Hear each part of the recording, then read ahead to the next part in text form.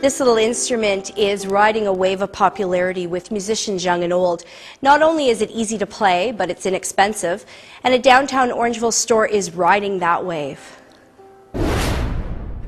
The ukulele's had a resurgence in the last few years in the pop scene because a lot of bands have started to use it. Jason Mraz uses a ukulele. One of the biggest hits of the last summer, Hey Soul Sister, was a ukulele song. And several years ago, we had one ukulele in the store, and one of our teachers started to play it, and he was playing Jason Mraz's I'm Yours, and it looked really easy. I said, show me that.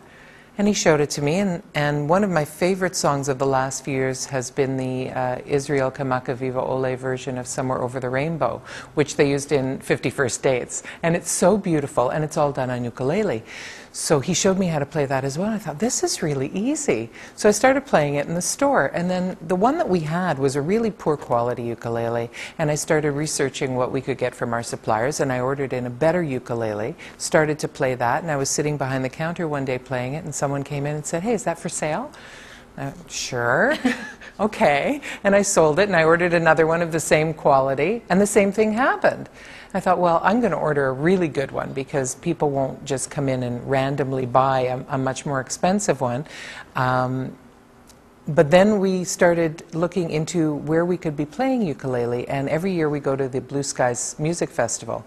And James Hill, who is one of the world's greatest ukulele players, happened to be there, and he's also Canadian, happened to be there doing a workshop, and Michael and I both took the workshop and absolutely became smitten. It's easy, it's user-friendly, it's easy to get into at a very affordable price, but when I got my good quality uke, that's when I really fell in love.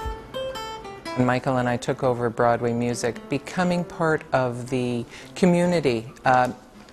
The community in many different categories was very important. The business community, and therefore the chamber was something that we wanted to get involved in because we knew that the chamber had a history of bringing business people together and facilitating the opportunity to talk about business in town, how to bring business to town, and how to make businesses in town survive and thrive.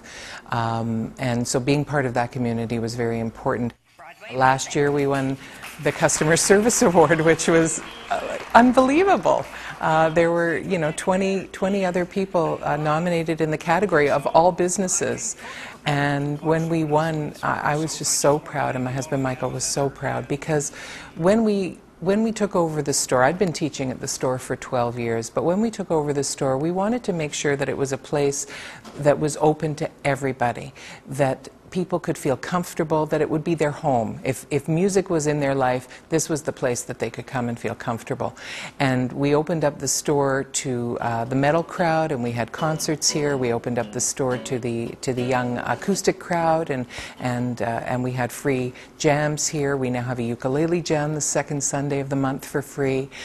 And people are feeling that this is their home. And even if we can't help somebody, we'll go out of our way to help them by sending them somewhere else. If they need something that we can't provide for them. But the other thing that we have done is we've really done our research as to what the community wants and needs in a music store, and have done our best to make sure that we have products and services available for people. I've known Bibi for 25 years, actually more like 28 years. We met many, many years ago, and really clicked as friends, and have remained friends over all those years. And performing with him was something that I didn't consider, really. He had his career, I had my career, and he does his thing on stage, and I do my thing on stage, and we're both of a blues genre, certainly him more than I. And when I was in Mississippi, he had invited me down for the opening of the B.B. King Museum in Indianola, Mississippi.